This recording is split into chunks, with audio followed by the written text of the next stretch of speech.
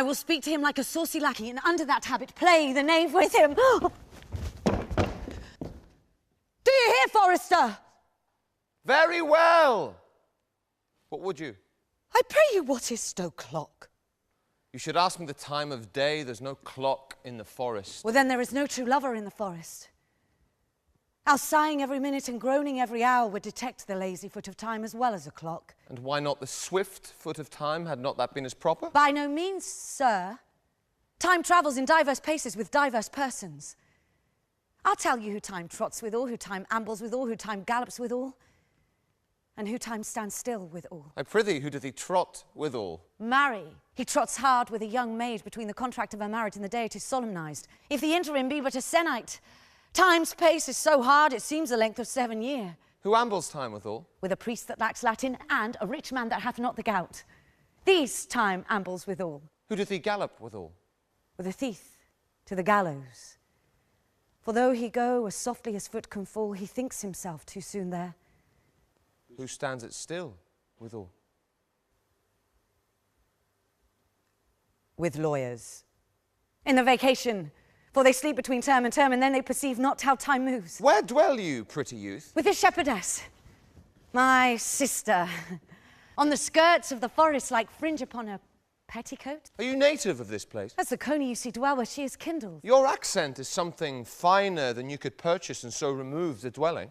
I have been told so of many. Indeed, an old religious uncle of mine taught me to speak, who was in his youth an inland man. One that knew courtship too well, for there he fell in love.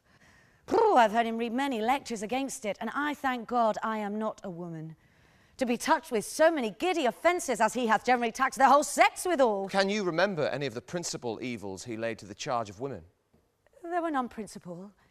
They were like one another as halfpence are, every one fault singing monstrous till his fellow folk came to match it. Prithee, recount some of them. Oh, no. No, I will not cast away my physic but on those that are sick.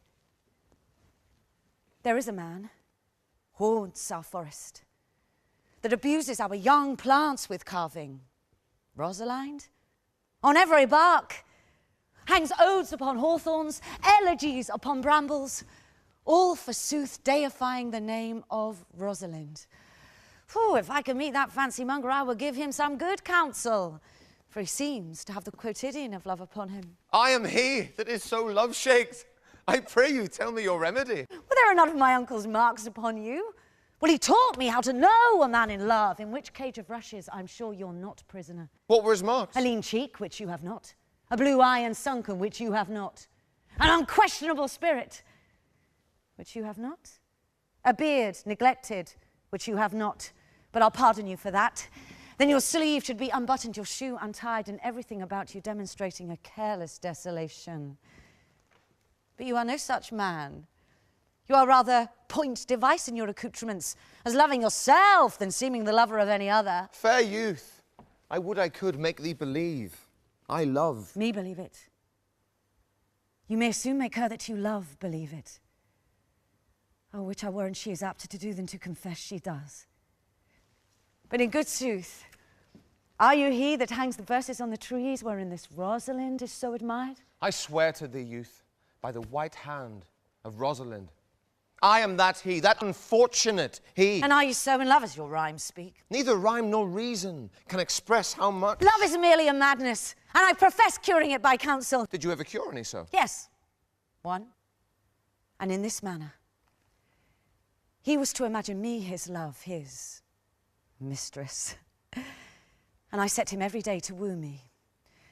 At which time would I, being but a moonish youth, grieve, be effeminate, changeable, longing and liking, proud, fantastical, apish, shallow, inconstant, full of tears, full of smiles, for every passion something, and for no passion truly anything, as women are most part cattle of this colour, would now like him, now loathe him, then entertain him, then forswear him, now weep for him, then spit at him, that I drove my suitor from his mad humour of love into a living humour of madness, which was to forswear the full stream of the world and live in a nook, merely monastic.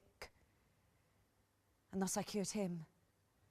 And thus will I take upon me to wash your liver as clean as a sound sheep's heart, that there not be a spot of love in it. I would not be cured, youth. I would cure you, if you would but call me Rosalind.